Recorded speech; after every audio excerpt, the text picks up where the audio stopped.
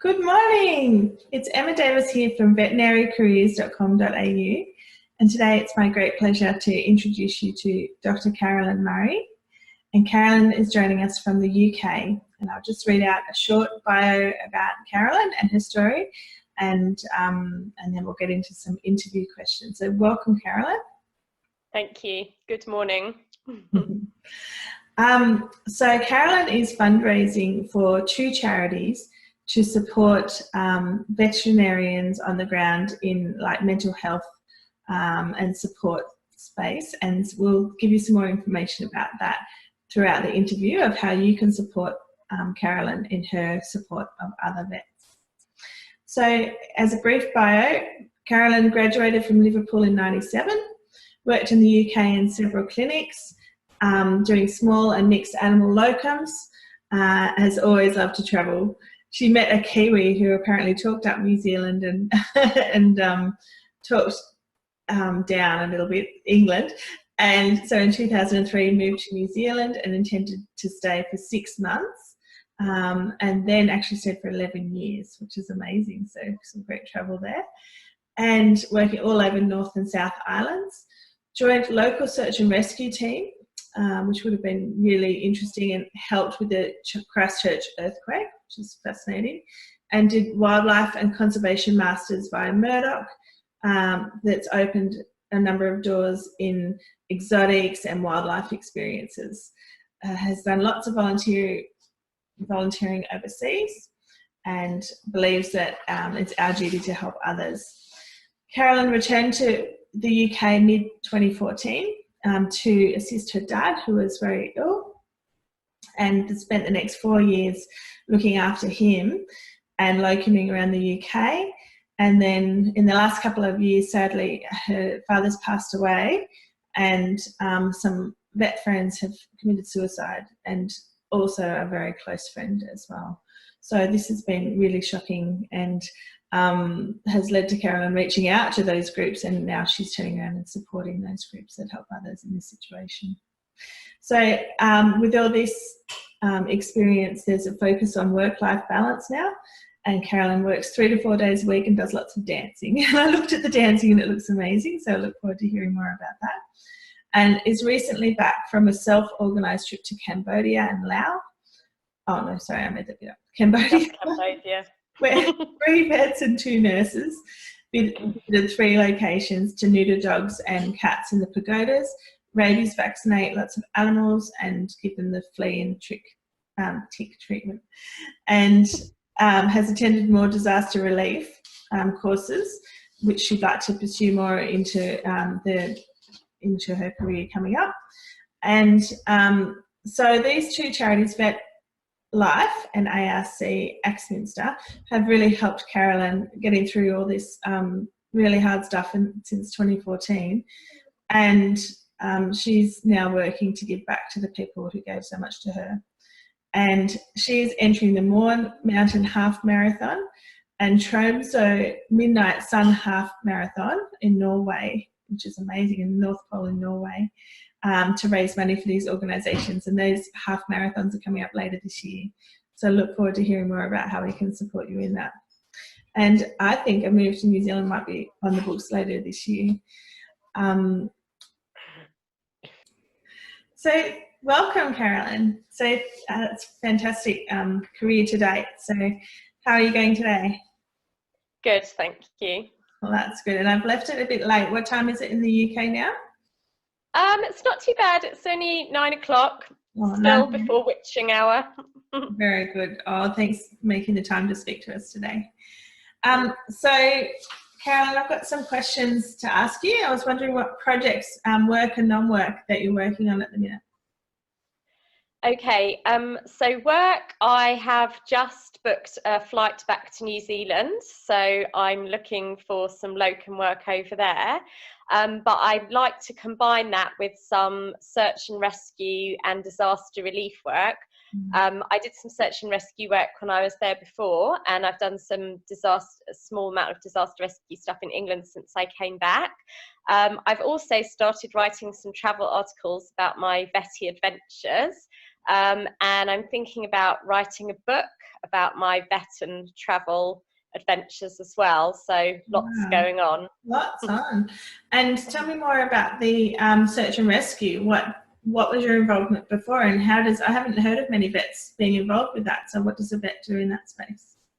So I was very lucky. I was in two teams. One was an urban search and rescue team that was based near Christchurch, and our team was, they all have a specialisation. Ours was flood rescue. So we had this amazing unsinkable boat that was really useful with all the floods after the earthquakes, and that we helped a lot of people and just helped people with barriers to stop the water coming in their homes. And just general support. And then I was in a land search and rescue group that was for people who are lost, like in the hills and in the mountains, and people with dementia and things like that who'd wandered off. Amazing.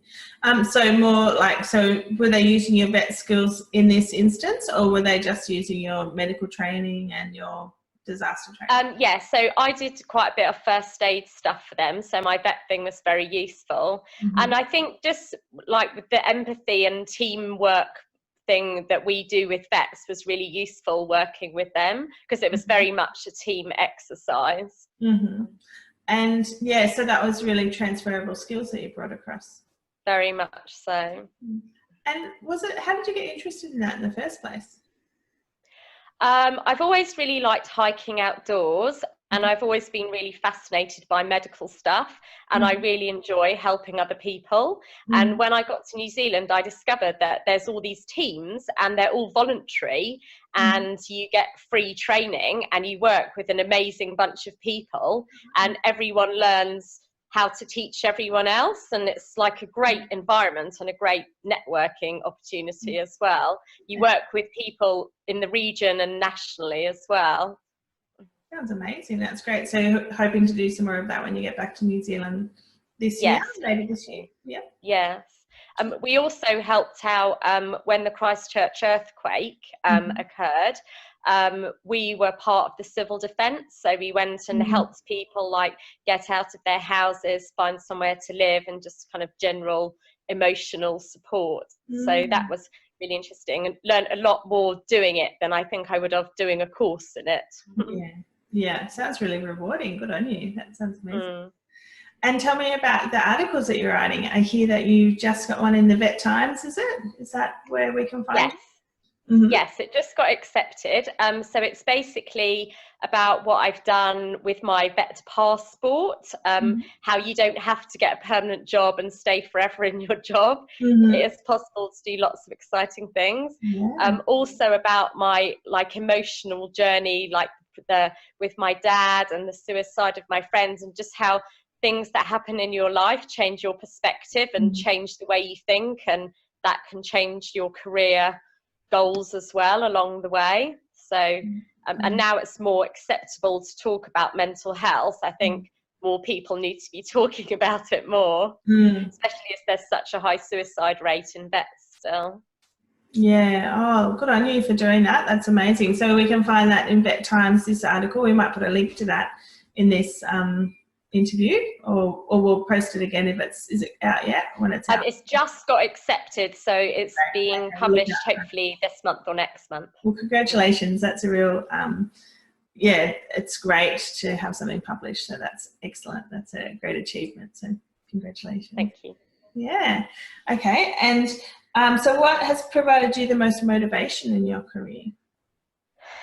I think the fact that you're continually learning, there's always things to learn. It's like a very exciting career.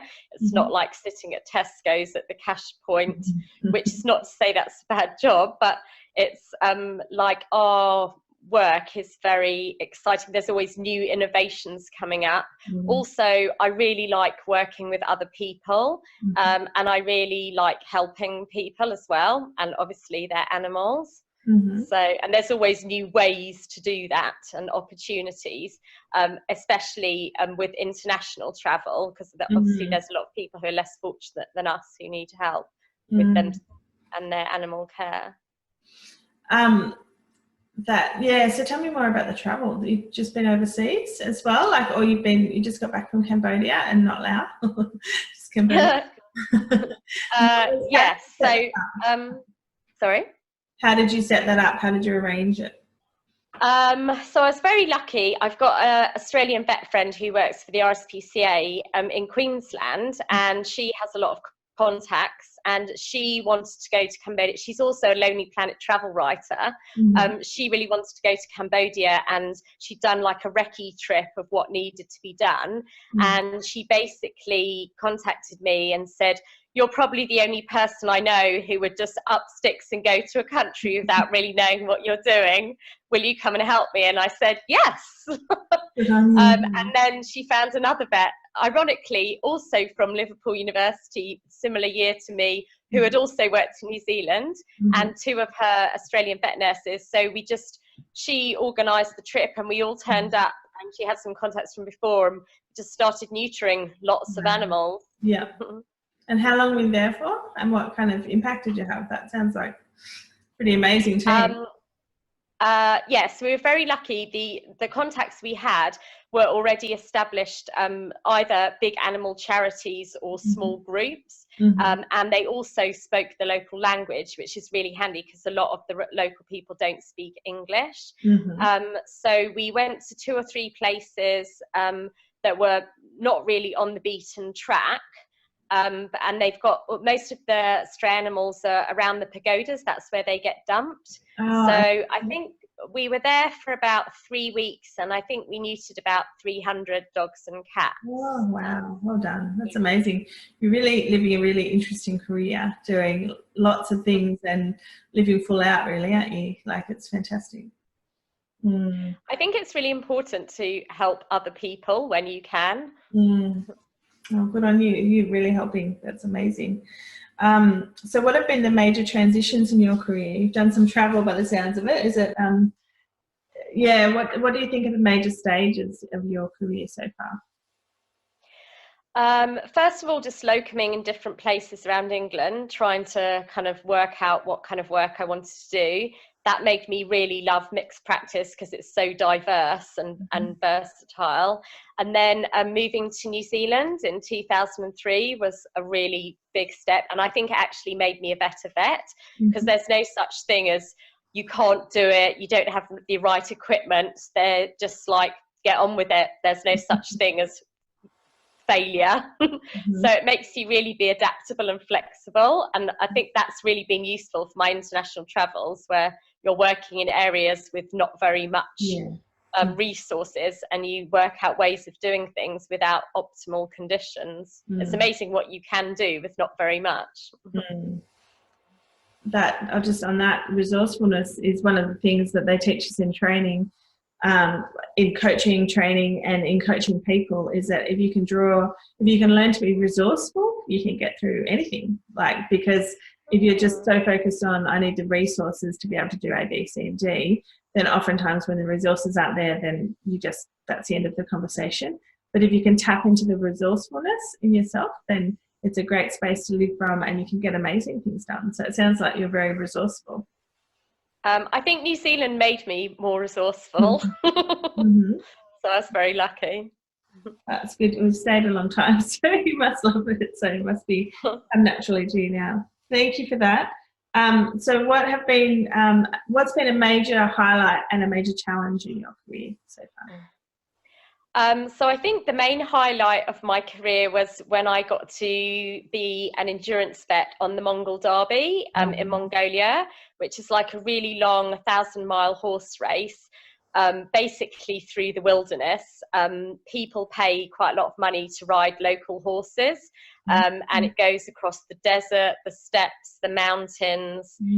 It's pretty incredible, and that really tests your resourcefulness. And the Mongolians are the epitome of resourcefulness and innovation. And Mongolia is just an incredible country. People live like virtually in the days of Genghis Khan still, which is quite amazing in this century. Challenge-wise, my dad being really ill while I was overseas was very difficult, which led to me coming home, because things like that really make you realise that you need to, and the Christchurch earthquake happening just before I came back to New Zealand really make you realise that your whole life can change in a second, and you need to cherish the people that you love, because you don't know if they're going to be there the next day. So like, and you know, mindfulness as well, like living, enjoying the moment, not constantly worrying about what's happened and what's going to, which is not very constructive. And so it's shifted you losing your dad, and what would you say is different now than before that experience? Like, that's a really tragic experience, but I definitely really value people more and my time with them, and don't take them for granted, and enjoy spending time with the people I like.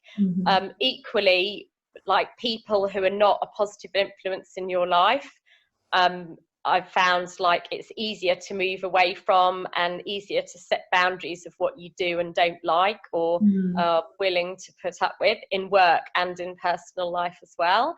And I think every tragedy that you get through, at the time it's always horrendous, but it makes you a stronger person afterwards. And then once you get through that, then you can help other people get through that.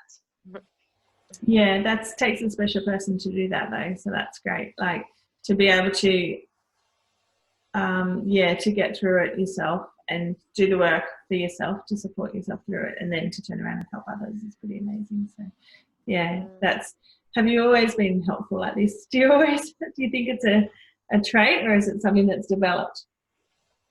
My dad was a really lovely, generous person, and he was always wanting to help others. So I think I just inherited that from him. Not that I don't like doing things for myself, but I find it really personally rewarding to help other people and help them to help themselves, like improve themselves, you know, like pass it on, not just do things and make people's lives better, enable them. Yeah. Oh, that sounds great. And so with boundaries, we were talking about boundaries before. How has your perception of boundaries changed through these experiences? I think with I learnt what a work-life balance is. When I was young, I was just working, and I found that really challenging and thrived on that. And then when really bad things happened, I found it really difficult to work at that high level of stress, and had to take a step back and work less. And also, sorry, I just completely lost my train of thought? Can you we were talking about boundaries. Say the question? Yeah. What was the original question? We were talking about boundaries and how, like, the experience the last couple of years has helped you, or has changed how you thought about boundaries. Oh, sorry, yeah. Also, what happened with my dad was extremely stressful for a long time, and for my whole family as well. But it makes you realise, like, to be able to help other people, you have to look after yourself first, otherwise you're no good to anyone. And sometimes that's a really hard lesson to learn, because you really feel really guilty doing things for yourself, but actually, unless you're in a position to survive, then you're not really any good at caring for other people. And I think that's a big issue in the veterinary profession, that we don't look after ourselves first, and we just give, and we want to please other people, and then we get really burnt out, which I think I was on the way to before this happened. So it makes you take a step back and really evaluate. And my dad worked really hard his whole life and got really ill within a couple of years of retiring, and it made me realise, as much as I love my job, I don't want to spend my whole life doing my job. There's other things that people should do. And travelling and memories, you can't really buy those.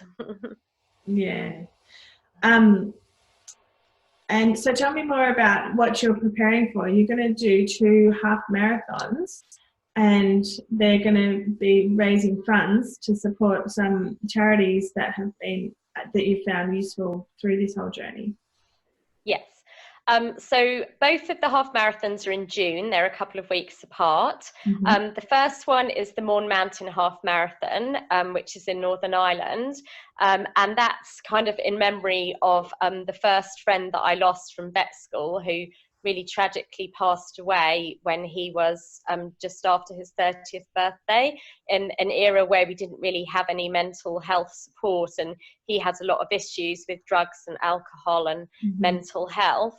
And vet life helped me a lot get through the recent suicide of quite a lot of my friends, and I spent a lot of time talking to them and their counsellors, and I feel like I'm getting through that now, and I'd really like to give back because they're a charity and they help so many people. And the second run is again a half marathon. It's in the North Pole, and it's in the middle of June at I'm not sure if it's the equinox or the solstice, so it's Midnight Sun half marathon in Norway, and that's in memory of a really lovely Norwegian friend I had who only a few months ago took her own life, and she was a mother with 3 kids, which made it even more shocking. And at the time that I found out about that, I was working in Devon. Luckily, within a few minutes of this charity called ARC Axminster, which stands for Axminster Recovery with Counselling, who basically are a mini version of Vet Life in Devon. They do a really incredible job with extremely skillful trauma counsellors, and I think they pretty much saved me from having a nervous breakdown when all this happened. They're really short of funds, and they don't know how long they can provide free counselling for, so I'd really like to help them back after they helped me. And how did you find them? So they were local. Did someone in that practice connect you, or did you look for them, or how? Yes.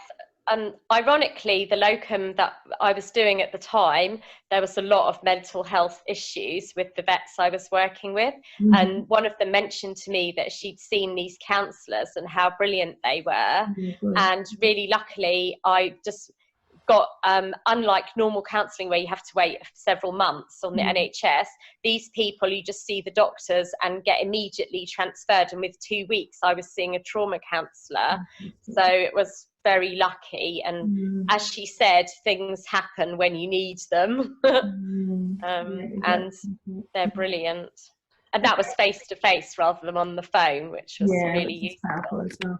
So how do we support you in that? So are you raising funds for these? Is there a link or something we can pop up to? Yes, so I've got 2 separate Just Giving accounts links for both of those runs. One is under the Wilderness Vet, the Irish one, and the other one is under the Wilderness Vet 2. So if you look them up under Just Giving, you'll find them plus a little bio of what's going on.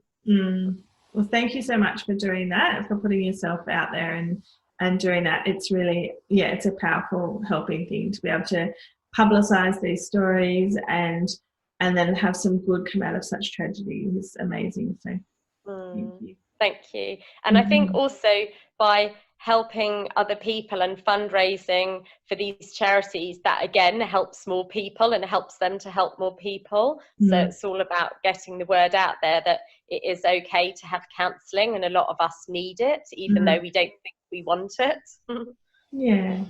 And was counselling, what was it like? Was it a bad thing, or how did you actually find it? It was quite tough, and it makes you ask a lot of questions of yourself, but it really helps you analyse things, and it's definitely made me a stronger person, and it basically gives you tools to deal with things, because things like this are probably going to happen again, but you know better how to deal with them, and also how to help other people deal with them. So it's extremely useful, and I would encourage anyone who is having problems to get counselling and or coaching, because it really helps you progress with your life and your career and your personal development. And just being able to have relationships with people in the middle of all that can be very difficult, so it helps with that too. Yeah, fantastic.